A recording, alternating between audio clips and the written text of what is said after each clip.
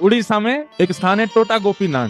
कौन से? तो वहां के जो पुजारी जी थे वो सेवा करते करते उनकी कमर झुक गई, और जैसी कमर झुकी तो अब वो ठाकुर जी को चंदन लगाते तो माथे की जगह नाक पे लग जाता, आंख पे लग जाता, गाल पे लग जाता, होठ पे लग जाता। दर्शनार्थी बोलते, पुजारी जी देखो गोपीनाथ जी की आंख पे चंदन लगा दिया आपने, गाल पे लगा दिया, मुंह पे लगा दिया। उनको बड़ी पीड़ा होती। मन में सोचने लगे अब एक काम करता हूँ कि मैं एक पुजारी रख लेता हूँ, मुझसे तो सेवा उतनी, कमर झुक गई मेरी। पुजारी जी जैसे ही मंदिर में आए और सेवा के लिए प्रस्तुत हुए, एक दिन की सेवा पुजारी जी ने कर दी।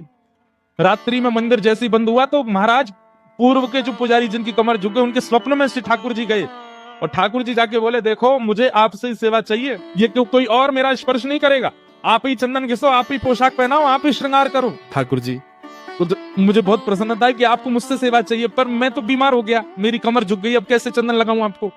ठाकुर जी बोले हमें नहीं पता, हमें आपसे सेवा चाहिए, कल सुबह पुजारी नहीं आना चाहिए, आप ही आओगे सेवा में। बेचारे प्रसन्न भी हो रहे थे पर रो भी रहे थे। प्रसन्न इसलिए हो रहे थे, बताओ ठाकुर जी को मेरे हाथ से सेवा चाहिए, और रो इसलिए रहे थे कि मैं सेवा कर नहीं पाता। दूसरे दिन स्नान करके मंगला में जैसे ही मंदिर में प्रवेश किया तो क्या देखा, तो जैसे हम बैठे हैं सुख आसन में, ठाकुर जी नीचे ही बैठ गए, बोले लो हम भी बैठ गए, अब करो हमारी सेवा। तो उनका नाम पड़ गया टोटा गोपीनाथ। पर एक टोटा गोपीनाथ जब बैठे हुए ठाकुर जी। राधे राधे। Download ShareChat.